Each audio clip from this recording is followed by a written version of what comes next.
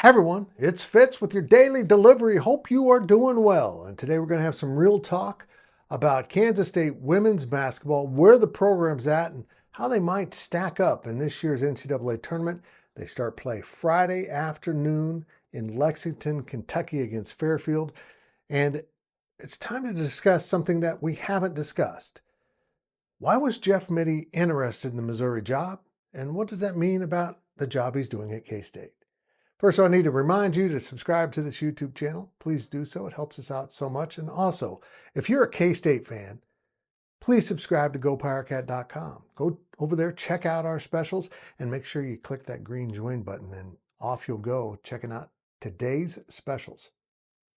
Jeff Mittie is winding up his 11th season at Kansas State, and he replaced a really good coach in Deb Patterson, who won some Big 12 titles and also ruffled a lot of feathers. Jeff Mittie doesn't do that.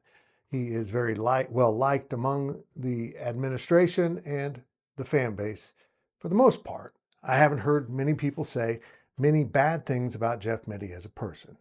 As a coach, you hear the criticism. Every coach gets it. But as we wind up Mittie's 11th season, it's time for a breakthrough. There's no other way to say it.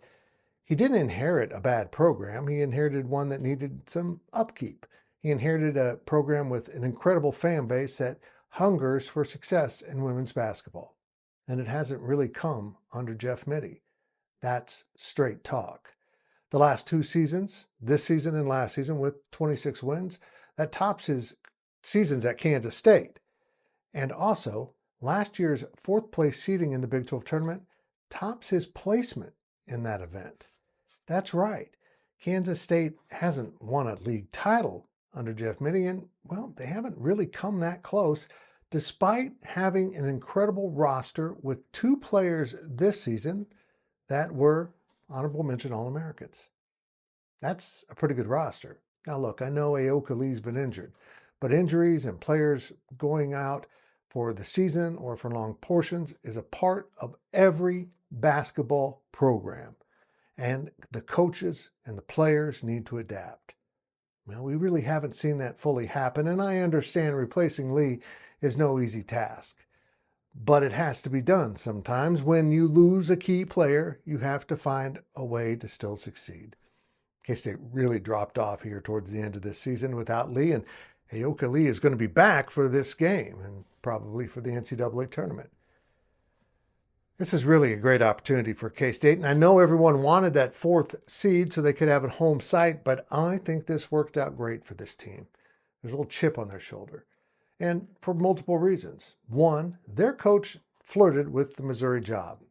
I know that because I have some great friends at Missouri who were privy to some information, and I think he came pretty close. But once it kind of came out in the public air, then his interest melted away, and I understand that. He doesn't want to be a distraction for this year's team, and Missouri now has filled its head coaching position for women's basketball. So let's see what's up. Beat Fairfield, a really good team, a really sound defensively team, one that will take away the three-point line from the Wildcats if possible. And then, in all likelihood, you'll advance to play the Kentucky Wildcats on their home floor. Wear that chip. Be Colorado from last year. Be entirely focused on the game because you've got to beat the team across from you and a home crowd. It's time for Kansas State's women's basketball program to take that next step. And that's the Sweet 16 under Jeff Mittie. We'll see if they can do it. We'll see if success follows. But Jeff Mittie appears to be here for the long haul at Kansas State. Now, let's see him haul in some trophies.